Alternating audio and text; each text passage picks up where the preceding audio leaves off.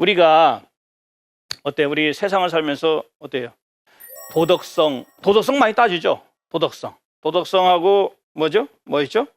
그 도덕 정의냐 아니면 그 반대편, 그러니까 비도덕적이냐 뭐 이런 것들 굉장히 많이 얘기를 합니다. 뭐 지금도 마찬가지죠.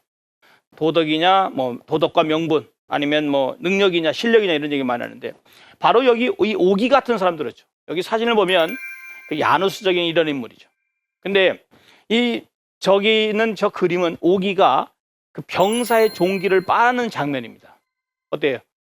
덕스러운 표정일까요? 아니면은 그 위선적일까요? 잘 와닿지 않습니까? 그 오기는 이런 사람이거든요. 오기가 그 마을에서 자기 아버지 대를 이어서 사업을 하다가 결국 오기가 실패를 합니다. 마을 사람들이 다 비난을 해요. 그랬더니 오기가 밤에 칼을 뽑아서 마을 사람들을 몰살시킵니다. 그 인원수가 30명이에요. 오기가 집을 떠나려 하는데 밤에 야반도주를 하죠. 그랬더니 병든 어머니가 오기를 딱 잡으면서 얘기를 해요. 얘야 어디 가느냐. 예, 어머니 저는 성공하지 않으면 절대로 집에 돌아오지 않겠습니다 라고 하면서 밤에 도망을 가요. 그러나서 공자의 제자인 증자한테 가서 공부를 합니다. 육아의 학문을 배워요. 근데 얼마 있다가 오기의 어머니가 돌아가셨다는 부고장이 날라옵니다. 부고장이 날라오니까 오기가 갔을까요? 안 갔을까요? 안 갑니다. 그랬더니 증자가 그러죠. 아니 육아에서는 효도의 그 기본이 그건데요. 아니 부모님이 돌아가셨는데 가지도 않는 이런 놈이 어떻게 내 제자냐면서 내쳤어요. 그랬더니 오기가 이까짓 그 육아의 학문 배워서 뭐 하냐면서 그때부터 병가를 배운 병법을 배우죠. 그때부터 오기가 사람이 확 바뀝니다. 무술을 배우고 병법을 배우면서 오기가 생각이 바뀌어서 이제 나중에 딱 성장을 했어요. 어느 나라를 찾아가냐면 노나라를 찾아가서 노나라는 작은 나라고 저기 옆에 있는 제나라가 큰 나라, 산동성 그 큰 나라인데 찾아가서 노나라 군주한테 면접 시험을 봤습니다. 면접 시험을 봤는데 군주가 당신을 쓰겠소 딱. 그랬더니 옆에 있는 신하들이 얘기합니다. 대왕, 오기의 부인이 제나라 출신입니다. 그 자를 쓰면 안 되겠습니다. 딱 얘기를 해요. 그랬더니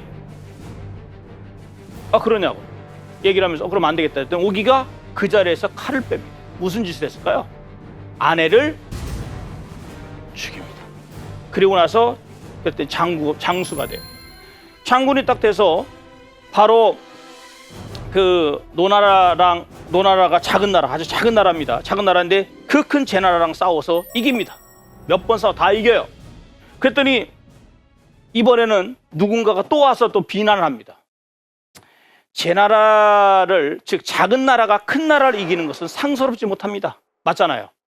우리가 작은 나라가 큰 나라를 이기면 작은 나라가 큰 나라를 아무리 이겨도 그건 지는 게임을 하는 거거든요. 그 일리가 상당히 있는 말이죠. 왜? 큰 나라는 별로 타격을 안 입으니까. 그래서 그렇게 얘기하니까 노나라 군주가 안 되겠다 싶어서 오기를 내칩니다.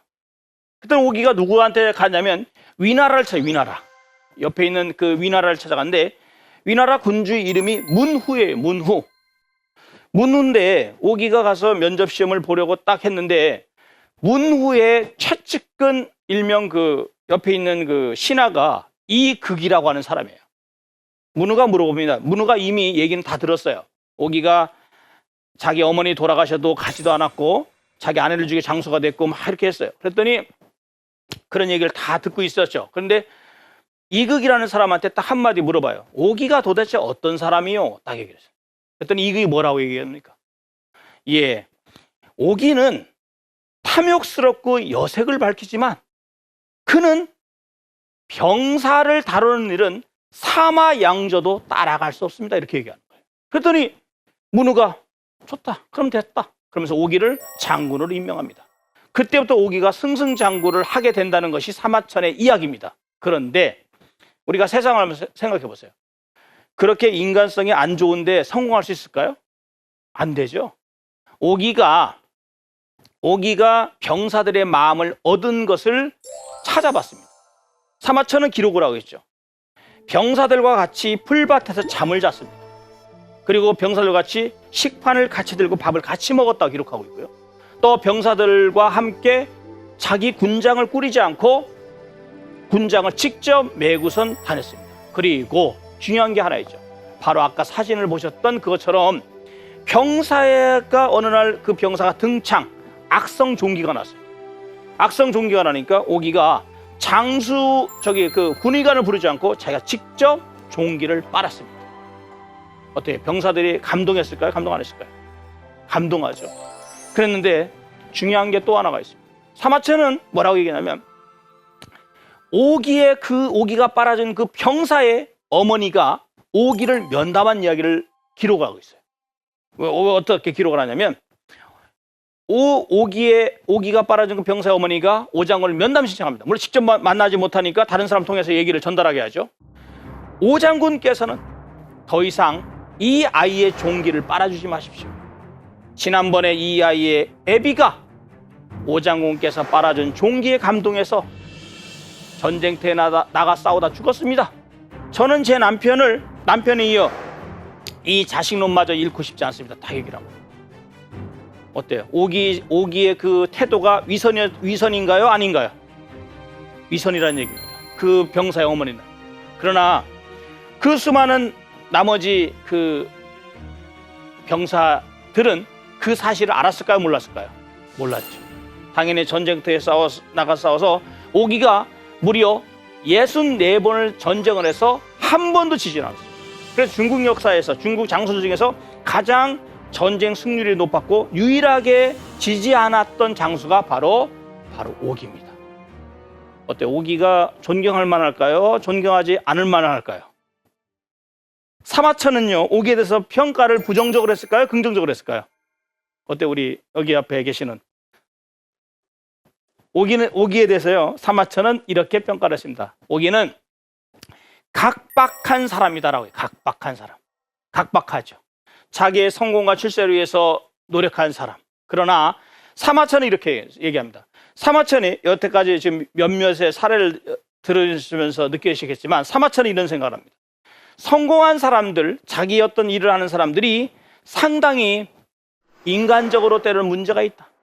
그들은 각박하고 아까 상황처럼 잔인한 사람들이다. 그러나 그 잔인함 또는 각박함 때문에 자기 일들을 이뤘다.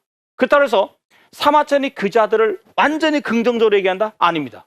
긍정적인 면 그것은 도 있고, 그러나 총평할 때는 부정적인 면을 함께 얘기하고 있는 것.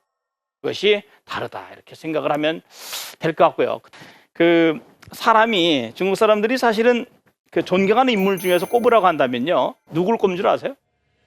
고조, 유방, 그 다음에 조조, 그 다음에 오늘 말씀드리게 된 사마천의 사계라는 오랑구천세가 아니라 구천을 꼭 꼽습니다. 구천을 왜 꼽냐면 구천이 자신의 치욕을 딛고, 여러분들 아시죠? 와신상담 아시죠?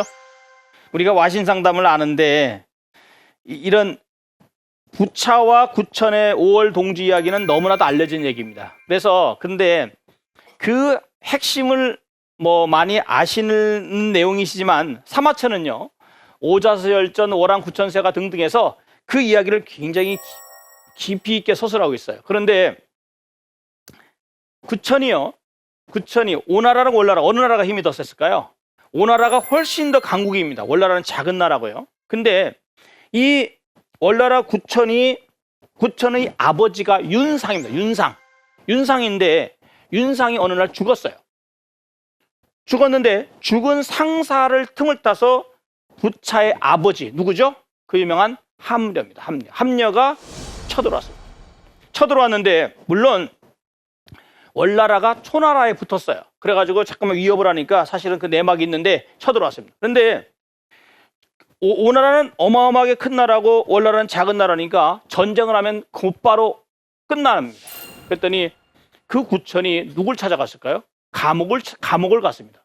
사형수들이 갇혀있는 감옥을 가서 사형수들을 만났어요. 만나서 무슨 얘기를 했냐면, 내가 너희들 장례를 책임질 테니까 내가 좀 시키는 대로 할 수 있느냐 얘기를 했어요. 그랬더니 사형수들이 뭡니까? 그랬더니 방법이 하나 있다. 지금 오나라가 우리나라를 공격을 했는데 이 상황에서 보면 우리가 진다. 그렇다면 너희들을 모든 가족들은 다 노예가 될 것이니 너희들이 좀 협조만 해줘라. 그랬더니 방법이 딱 하나입니다. 너희들은 지금부터 내가 시킨 대로 하면 된다. 3열로 줄을 서서 머리를 산발을 하고 칼을 들고 있다가 오나라 군대가 너희들 앞에 가장 가까이 왔을 때 맨 앞열부터 차례대로 스스로 목숨을 끊는 거다. 자진하라. 그래서 1열이 쓰러지면 2열이 쓰러지고 또 2열이 쓰러지면 3열까지 해라. 나머지는 내가 책임이다. 아니나 다를까 오나라가 기세 좋게 전쟁을 했는데 결국은 그 행렬들이 하나 시간에 자진해 쓰러집니다. 오나라 군대가 혼비백산하고 결국은 이기죠. 그랬더니 거기서 이제 결국은 함녀가 그 화살을 맞고서 죽게 됩니다. 그 함녀가 바로 죽으면서 얘기한 것이 바로 뭐냐면 너는 부차한테 얘기합니다. 너는 절대로 이 치욕을 잊지 말고. 그래서 부차 그때부터 와신 뗄나무 섬나무의 늪에 누워서 거기 누워서 계속하면서 3년 동안 글자도 칼을 갈았습니다. 칼을 갈고 나서 바로 회계산에서 이 부천을 이기죠. 이겨서 결국은 죽이려고 합니다. 아버지를 죽인 원수인데 죽이려고 했는데 구천의 그 최측근 신하인 그 문종이 대왕 그렇게 죽으면 개죽음입니다. 죽지 마십시오 하면서 본인이 직접 무릎을 꿇고 가서 빕니다. 부차한테 가서 얘기한 게 뭐냐면 제가 대신 왔습니다. 저희 왕이 대왕의 신하가 되고 저희 왕의 아내를 대왕의 첩으로 드리겠습니다. 딱 얘기해요. 그랬더니 부차가 거기서 결국은 오자서라고 하는 충신의 반대도 무릅쓰고 결국은 그 말을 받아들입니다. 용서를 해주죠. 용서를 해주고 나서 시간이 흘렀어요. 3년 정도 시간이 흘러서 구천이 보복을 하려고 하다가 구천이 당했습니다. 또다시 7년의 세월이 흘렀고 그 다음에 시간이 흘러서 무려 19년의 세월이 흐른 다음에 그때 그 전쟁을 일으킵니다. 그러고 나서 바로 고소대라고 하는 데 가서 고소대에서 그 부차를 사로잡고 부차를 승리를 한다는 그런 얘기죠. 그런데 그 승리를 하면서 구천이 중국 사람들이 왜 이 구천 얘기를 많이 하냐면요. 사람들은요. 자기가 어떤 것을 정말 치욕을 겪었을 때 그것을 마음에 담아두고 계속 가야 되는데 대부분의 경우 그렇게 해서 성공할 때까지 끝까지 그 자신의 감정, 자신의 발톱 이걸 숨겨야 되는데 보통 사람들을 드러낸다는 거예요. 근데 구천은 무려 19년 동안의 그 과정을 통해서 끊임없이 자기가 밑으로 낮췄고 결국 이것을 중국 사람들도 얘기를 하지만 도광양회, 즉 빛을 감추고 양회, 그 몸 속에서 나를 기른다라고 하는 그런 이야기로 얘기를 하고 있는 것이 바로 이 월왕구천세가 바로 치욕을 승화하고 자신의 현재의 처지를 끊임없이 갈고 닦으면서 하는 것이 바로 이 이야기가 얘기하는 내용입니다.